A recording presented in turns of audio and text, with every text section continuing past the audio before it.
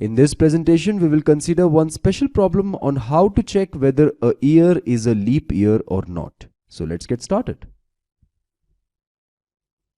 Let's first try to understand what is a leap year. Leap year is a year having 366 days. The extra day is the 29th February. Leap year arrives after every 4 years. That means a leap year is a year which arrives after every 4 years. It is having exactly 366 days. The extra day is the 29th February. In a normal year we have 365 days, but in a leap year we are having 366 days. The extra day is the 29th February. Now please note down this point that every year that is exactly divisible by 4 is a leap year, except the centurial year that is exactly divisible by 100. But these centurial years are leap years if they are exactly divisible by 400. What does it really mean? That means a year which is exactly divisible by 4 is a leap year, except the centurial year. A centurial year is not a leap year if it is exactly divisible by 100. But if a centurial year is divisible by 400, then it is considered to be as a leap year. After understanding these basics, let's now consider one important question.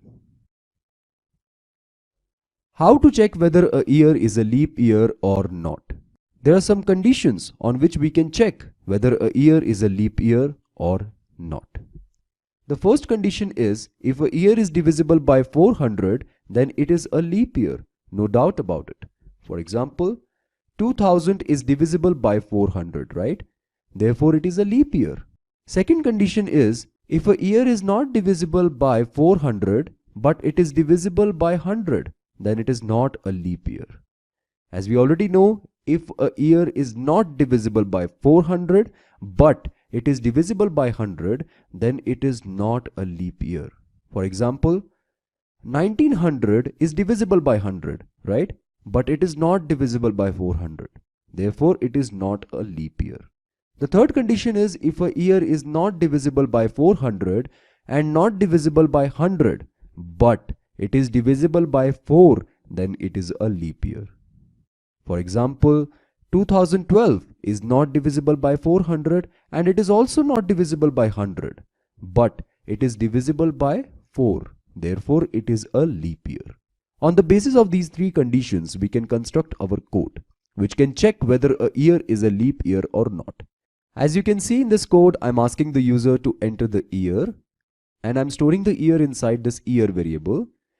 Then I'm simply checking is year is divisible by 400 or not. If a year is divisible by 400, then it is a leap year.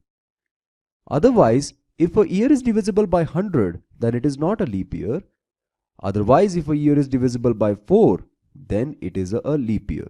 Else, it is not a leap year. Let's execute this code now. Let's enter the year 2000. 2000 is a leap year, which is correct. Let's execute this code once again. Let's enter the year 4000, let's say. 4000 is also a leap year. Let's execute this code once again. 1900. Let's see whether 1900 is a leap year or not. No, 1900 is not a leap year. Let's now enter the year 2012.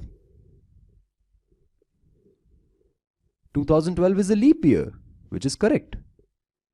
As you can see, this code works fine for all the years, right? And it can successfully check whether a year is a leap year or not. Okay friends, this is it for now. Thank you for watching this presentation.